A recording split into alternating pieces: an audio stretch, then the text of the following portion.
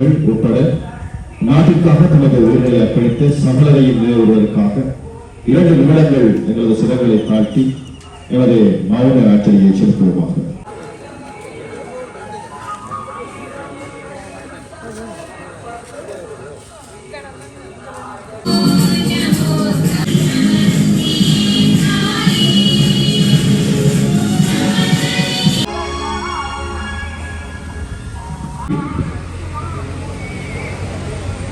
கடமைகளை ஆரம்பிக்கும் முதல் நாளாகிய இன்று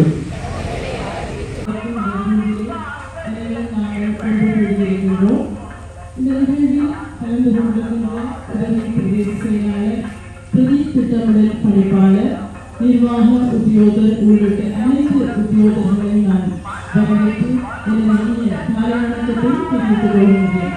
உண்மையிலேயே இந்த வருடம் அனைவருக்கும் நம்பிக்கை தருகின்ற, வெற்றிகளை தருகின்ற ஒரு சுபிட்சமிக்க வருடமாக அமைய வேண்டும் என்ற முதலிலே அனைவருக்கும் புத்தாண்டு நல்வாழ்த்துக்களை தெரிவித்துக் கொள்கின்றேன்.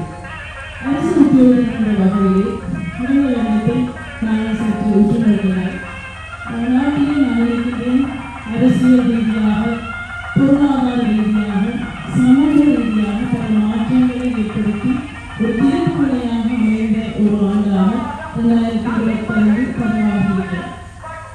பொருளாதார ரீதியாக நாங்கள் எதிர்நோக்காவிட்டாலும் கூட மட்டக்களப்பு மாவட்டத்தில் இருக்கின்ற கோட்டைப்பட்டி தெற்கு கியான் பிரதேச செயலகம் ஒவ்வொரு வருடமும் இவ்வாறு அனர்த்தத்தினால் பாதிக்கப்படுகின்ற மக்களை கொண்டிருக்கின்றதும் அதிக அளவு பின்தங்கிய மக்களை கொண்டிருக்கின்றதுமான ஒரு பிரதேச செயலக பிரிவென்ற அடிப்படையிலே அந்த பிரதேச